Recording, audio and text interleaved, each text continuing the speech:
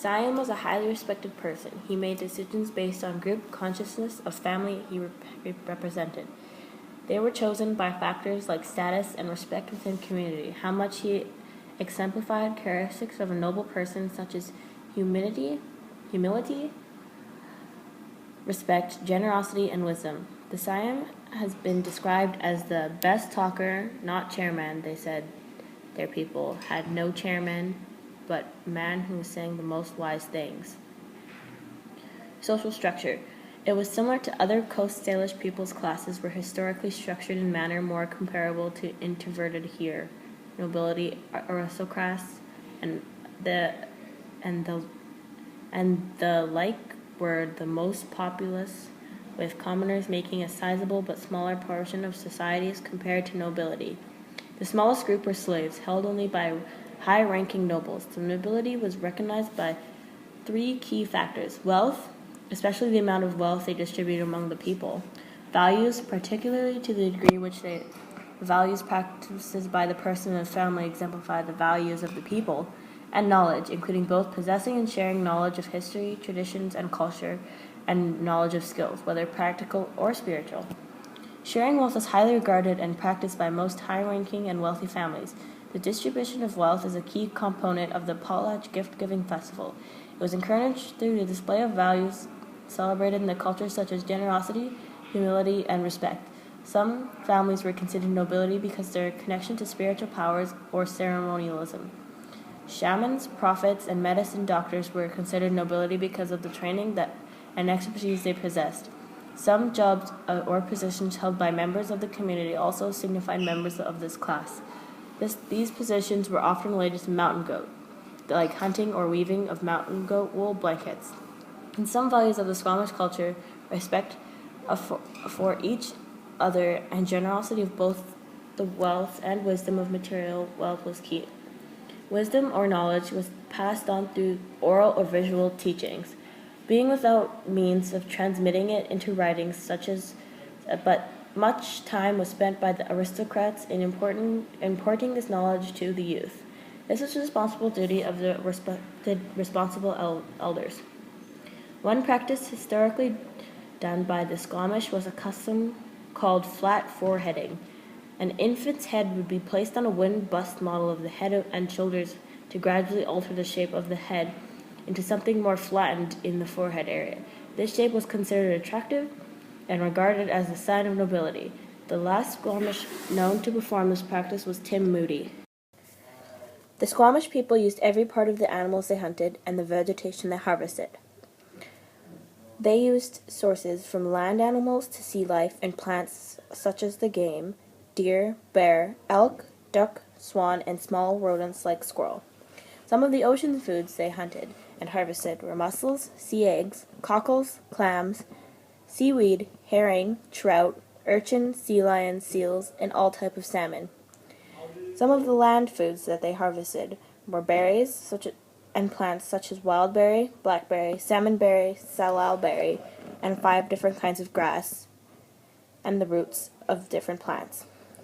Also, bannock was eaten with almost every meal. The Squamish people started farming potatoes in 1827. Traditional foods are usually accompanied in the feast celebrating their indigenous culture. This event was banned and made illegal by the Canadian government from 1884 to 1895. Some of the different parts of the animals they used for other things other than eating. They used bones for soup stock, pipes, paintbrushes, tableware. The skulls of animals were used for masks, medicine, prayers, toys, and jewelry. The furs of animals such as marmots, mink, weasels, squirrels, and rabbits were used for clothing. Travel was primarily done by a canoe. Large cedar trees are cut down and carved into single cedar dugout canoes. Families would travel to different villages or nations to visit their relatives, or in the summer months, journey to resource-rich camping sites to gather food and materials for the colder winter months. In 1992, the construction and revitalization of the canoe culture came back when they constructed an ocean travel canoe. This canoe is measured at 52 feet and was carved from a single cedar tree.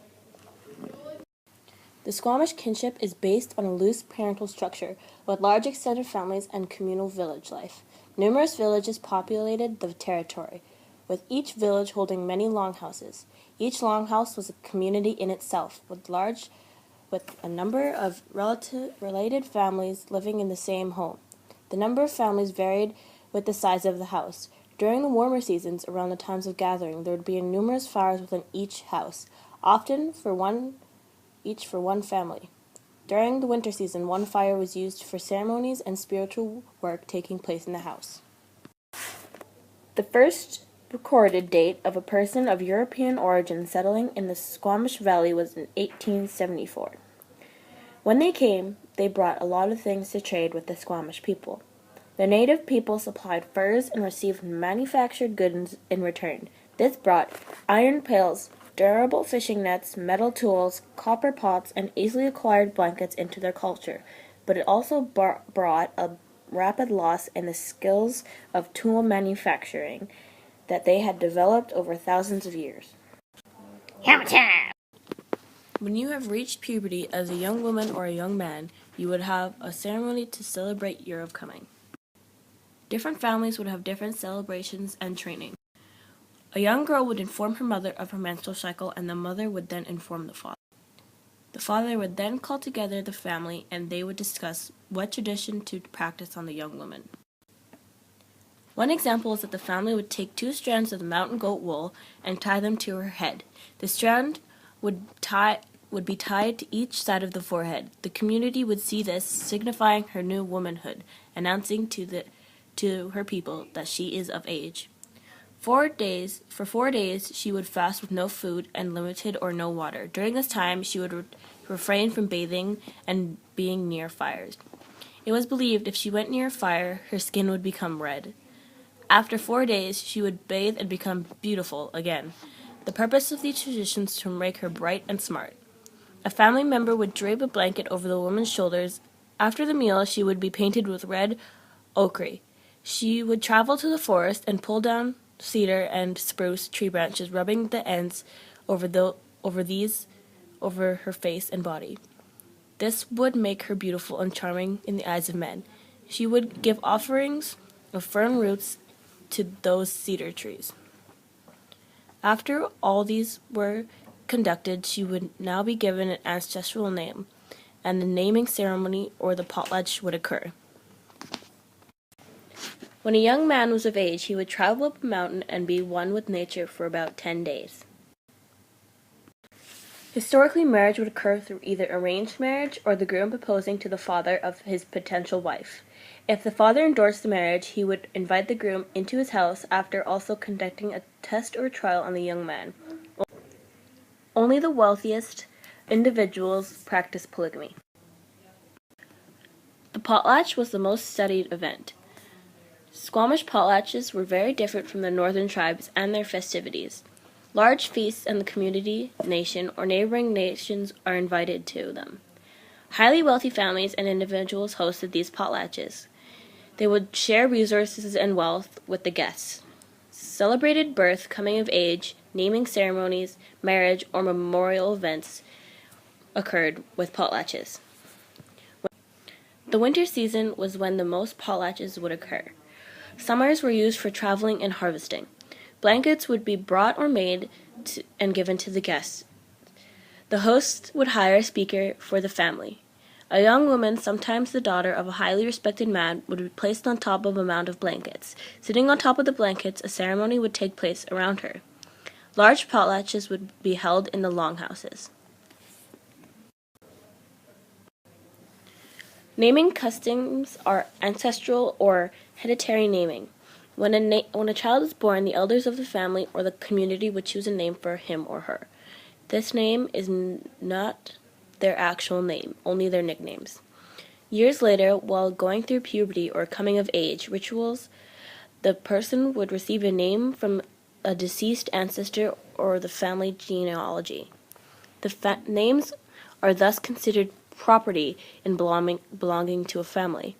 The family would host a potlatch and bestow the new ancestral name on the person. Within present practices, ancestral names are still passed on, but mostly when a family makes the preparations to host the potlatch, and not just when a child begins puberty.